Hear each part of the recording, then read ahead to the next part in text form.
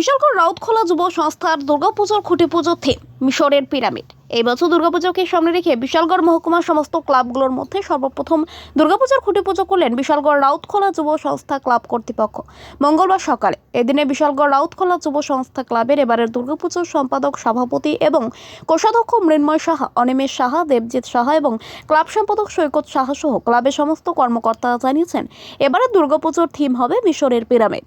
মূর্তি, প্যান্ডেল, লাইটিং সমস্ত কিছু থাকবে কলকাতা শিল্পীরা তৈরি করবে মিশরের পিরামিড।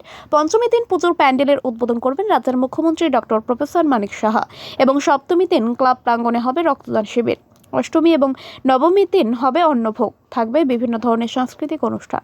বিশালগড় মহকুমার সমস্ত নাগরিক বৃন্দ সহ আপামর রাজ্যবাসীকে পুজো, প্যান্ডেল, মূর্তি, লাইটিং দেখতে এবং প্রসাদ গ্রহণ করতে ও স্বেচ্ছায় রক্তদান শিবিরে অংশগ্রহণ করার জন্য আমন্ত্রণ জানিয়েছে রাউতখোলা যুব সংস্থা ক্লাব কর্তৃপক্ষ।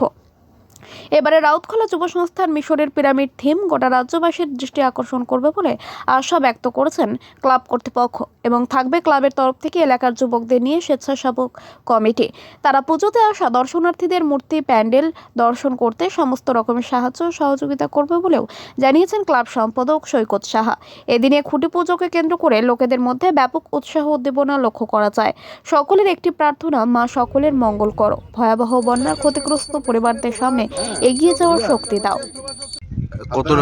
আপনারা হয়তো অবগত আছেন, কিছুদিন আগে আমার প্রবল বর্ষণের ফলে যে বন্যা হয়েছে, যে ক্ষতিগ্রস্ত হয়েছে আমাদের এরিয়া, আমরা হয়তোবা আপনারা এটাও জানেন, কিছুদিন আগে আমরা প্রেস কনফারেন্স করেছি। আমাদের ক্লাবের সকল কর্মকর্তারা উপস্থিত ছিলেন এবং আমরা আমাদের প্যান্ডেলের যে কাজ আজকে থেকে আমরা শুরু করলাম এই খুঁটি পূজার মাধ্যমে।